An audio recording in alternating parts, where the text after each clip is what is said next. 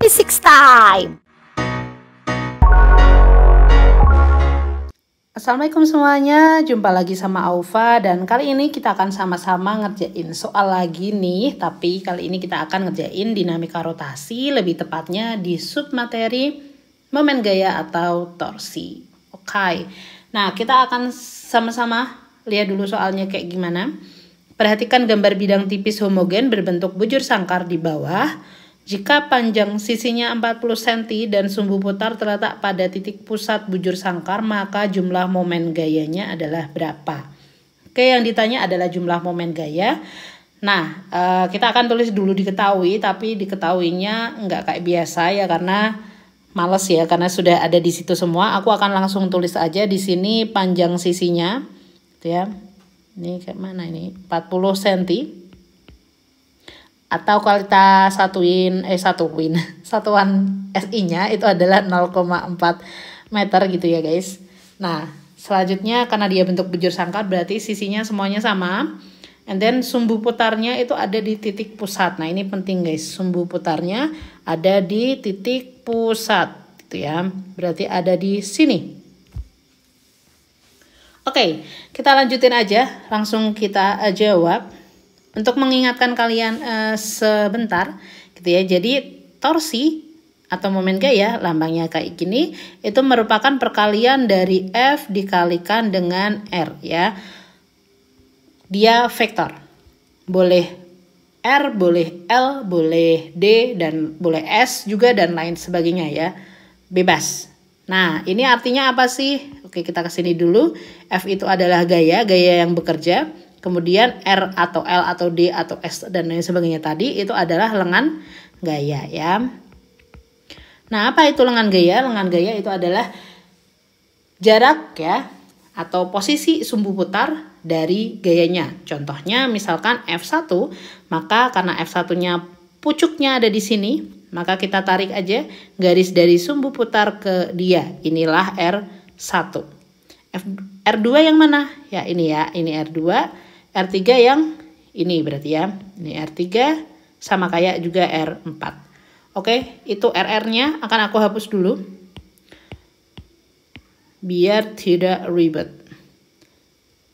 Oke. Nah, terus habis itu lihat perkaliannya karena dia perkalian vektor. Di sini ada perkalian cross ya, guys. Nah, perkalian cross ini adalah perkalian yang dia ditentukan sama arah, tapi di sini untuk cara gampangnya itu adalah kalian langsung aja pakai gaya yang tegak lurus terhadap lengan gayanya. Oke gitu ya, jadi harus tegak lurus. Nah, untuk ngerjain soal momen gaya ini, entah itu yang bidang, entah itu yang garis doang, 1 dimensi, 2 dimensi, atau 3 dimensi, itu ada 2 cara mudah yang bisa kalian pakai. Caranya apa? Yang pertama itu adalah caranya gayanya itu yang ditegak lurusin terhadap lengannya ya guys gitu. Nah, cara yang kedua itu adalah lengannya yang ditegak lurusin terhadap gaya. Maksudnya kayak mana gitu ya. Nah, ini cara yang gampang bisa ditentuin dari kayak gini ya. Contoh misalkan yang cara pertama, kita lihat di gaya pertama. Gaya pertama itu kan ini ya. Nah, kemudian tadi R-nya adalah yang ini. Itu adalah R1. Kalau kita pakai cara yang pertama, maka gayanya harus ditegak lurusin terhadap lengan. So, gaya ini bisa kita ubah ya. Jadi seperti ini. Yang penting dia tegak lurus. Ini si gaya 1. Nah, gaya 1 ini boleh ya dipakai. Nggak ada salahnya gitu. Tapi kali ini di soal ini cara yang lebih mudah adalah cara kedua. Kenapa? Karena kalau kita lihat di sini ya, kalian cek kalau misalkan kita pakai cara yang pertama, itu kalian minimal wajib tahu theta di sini itu berapa.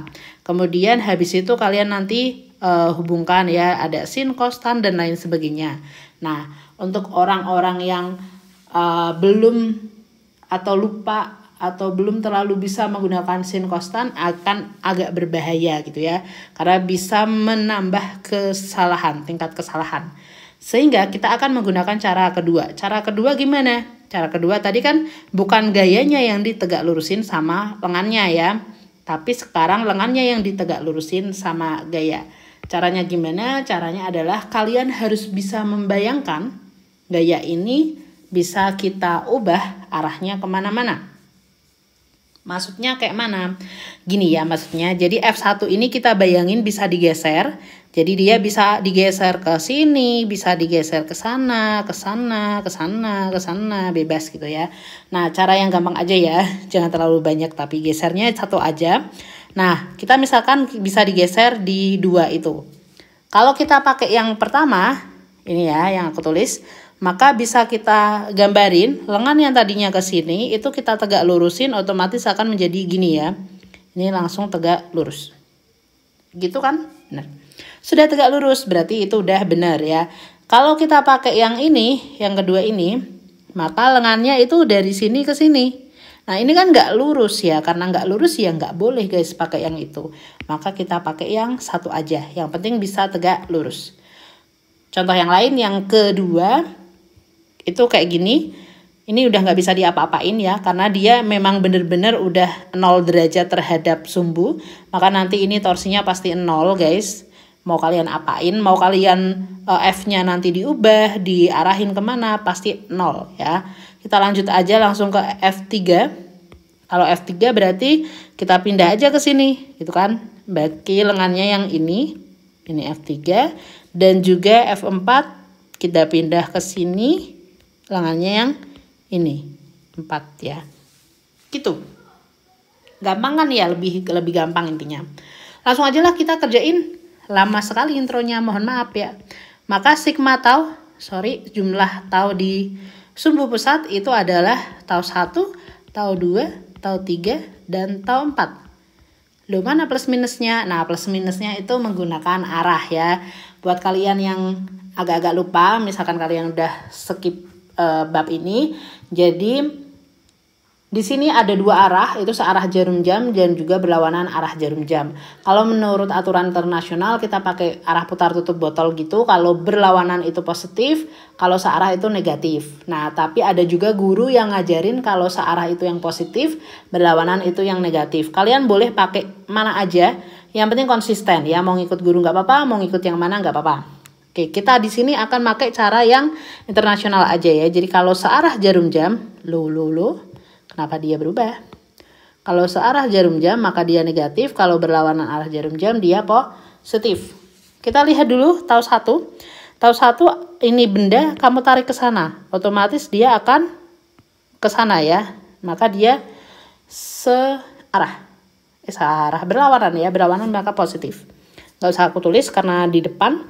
Kemudian tau 2 tadi 0, nggak penting mau positif atau negatif.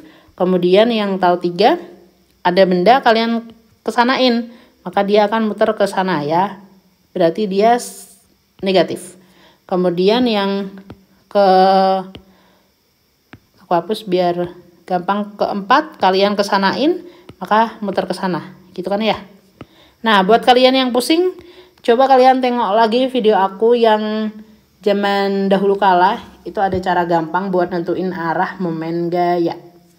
Ini tadi adalah positif karena berlawanan.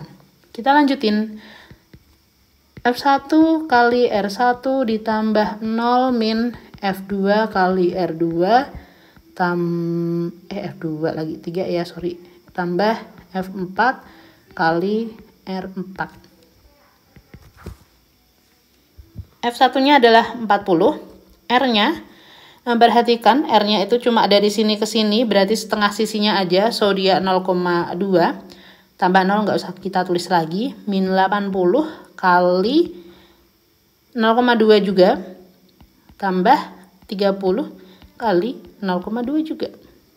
Jadinya adalah 8 min 8 kali 2 16 sama ini 30 ya, kali 2 6.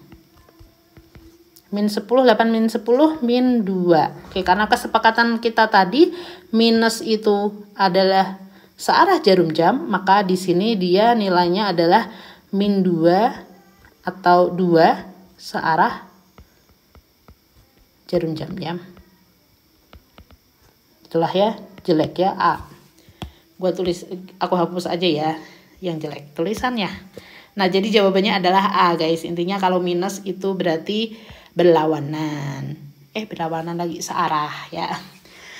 Sampai salah ngomong gitulah ya. Pokoknya intinya gitu. Kalau kalian ada yang pusing, mohon maaf ya, karena kita ngulangin lagi dari awal tentang tau sama dengan F kali R gitu. Biar panjang-panjang dikit lah ya videonya. Oke, kalau kalian ada soal-soal lain ya yang mau didiskusiin, boleh aja DM ke Instagram atau sosmed aku lainnya. Sampai jumpa di pertemuan-pertemuan berikutnya. Kita akan ngebahas soal-soal lainnya. See you next time. Assalamualaikum warahmatullahi wabarakatuh.